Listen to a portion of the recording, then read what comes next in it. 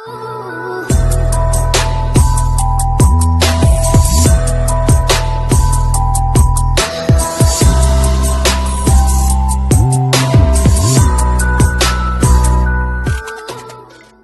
to the imagodeishow. Imago Dei is Latin for image of God, and on this channel, we will be discussing how you can be woke and a Christian and clear up any misconceptions about Christianity.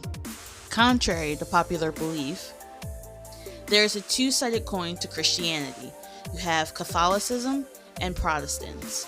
Protestants are non-Catholic Christians and are somewhat different than Catholics. Yes, it all falls under Christianity, but Catholics practice traditions that non-Catholics don't. So we will not be talking about anything from the perspective of Catholics. Now, one group that falls under the Protestant section of Christianity are Pentecostals. So everything we discuss will be from a Pentecostal perspective. Pentecostal refers to the various Christian religious bodies that emphasize individual experiences of grace, spiritual gifts such as speaking in tongues and faith healing, expressive worship, and evangelism. The story is recounted in the second chapter of Acts. When the day of Pentecost arrived, they were all together in one place, and suddenly came a sound like a mighty rushing wind, and it filled the entire house where they were sitting, and divided tongues as a fire appeared to them, resting on each one, and they were all filled with the Holy Spirit, and began to speak in other tongues as the Spirit gave them utterance. Pentecostals believe that the day of Pentecost is the birth of the Christian movement. So moving forward, this channel is to provide actual facts and historical evidence of the events presented in the Bible. Contrary to popular belief, Christianity is not a white man's religion. The origins of Christianity can be found in East Africa dating back to the 1st century, long before colonialism. It predates any kind of European influence. The New Testament in the Bible, which documents the beginnings of Christianity, strictly mentions mostly African nations more than any other landmass. Ethiopia is mentioned 45 times.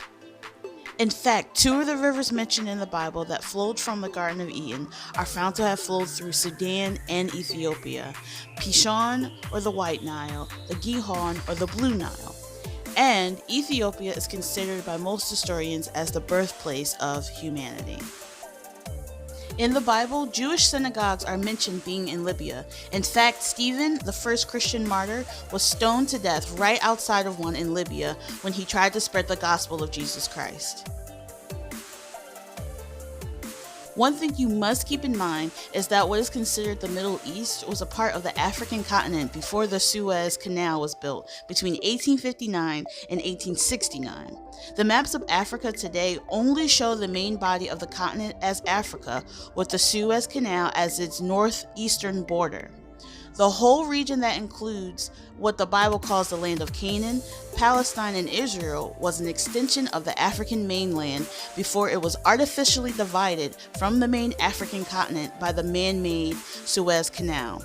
After World War II, the new name Middle East was introduced as the land that was separated from the African mainland. Before then, the whole area was known as Northeastern Africa. So, what does this have to do with being woke? By definition, being woke means to have a perceived awareness of issues concerning social injustice and racial injustice. Now, there are many layers and areas of being woke, but the basis is to call out, fight against, and expose injustice in the world. But not only that, it means exposing lies that have been told for centuries about the inferiority of people of color, the cultural appropriations, and the credit that has been taken from people of color in society. People of color have a deep-rooted investment in this world, and a lot of things that have been accomplished, created, invented have been silenced or stolen and presented as the works of others who deny the power that people of color have. Now, if Christianity was a white man's religion, I highly doubt they would fill the Bible with so many people of color and not give it a European background. They would not have made Jesus, the reason for Christianity, a Jewish man with coarse hair and bronze-colored skin. That's like telling the story of King Arthur, but describing him as a dark-skinned African man from the Sudan. The first Christians were people of color. They were Libyans, Ethiopians, Nubians, Israelites. No European nation was involved in the beginning. In fact, the only involvement any country from the European continent had were the Romans who were persecuting the early Christians. So, my goal with this channel is to show Christianity's true history and the true image of God. Thank you guys for watching. I hope you enjoyed this video and were enlightened. Please like and hit that subscribe button, and I'll see you in the next video.